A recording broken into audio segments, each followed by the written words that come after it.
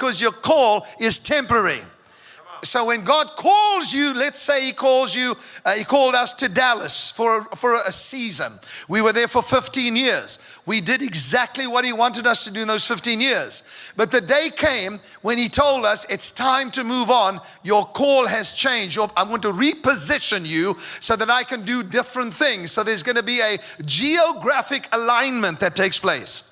So that you must be in the right geography so that I can bless you spiritually. Believe it or not, geography has a lot to do with it. Where you are geographically can make a big difference. If you're supposed to be in Dallas and you're living in Alabama, then you're at the wrong place.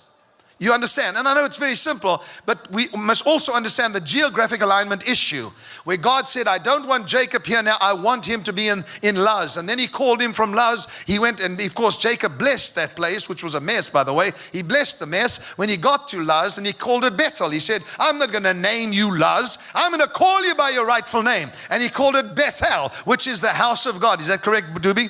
So he called it Bethel, and he renamed the place that God had sent him to. So once God had called him to Luz, he had received the vision, he'd received the word. God then took him to his uncle Laban, and he was there for 20 years.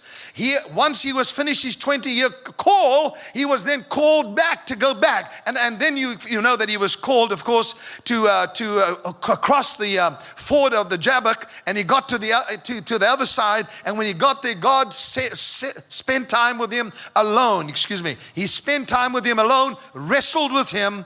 There was a dislocation that took place in the hip of Jacob, and then his name changed, and he got to his ultimate destiny. And that's how God works with you. I can go through many, many different examples of where people are called to different places geographically so that He could align them and do what He has to do, and what He had planned for them to do. What happened to us in Dallas, now many of you don't know this, is that we didn't want to move. Now, I don't want to insult the Dallasites here, and even Texas, but I didn't like Dallas because of the heat. I'm not a heat person. I don't like humidity, and it was always so humid, and so I always had a selfish reason. But we had a house there, and everything was just going well, and I was traveling. It was a good central hub to fly out of on American Airlines, and so everything was going good until we had a situation where my son was accused of being a criminal at the age of 12, by the way. He was accused of doing something. I'm not going to go into detail about it now, but I want to show you how sometimes what we think is demonic is actually a dynamic. We didn't want to move. God said, I want you to go to California. Well, as far as we knew, California was going to fall into the sea, and we didn't particularly want to go with them. And so God said to me, I have to position you in California in order to take you to a higher level of your election, a higher level of your destiny. So your journey there's going to be progression, which I'm going to deal with in a few minutes. A progressive journey that you go on. But I was stubborn. Jane didn't want to move either. And so we have this terrible situation, was because I was out of alignment and I was supposed to be in California, but I was remaining in Texas.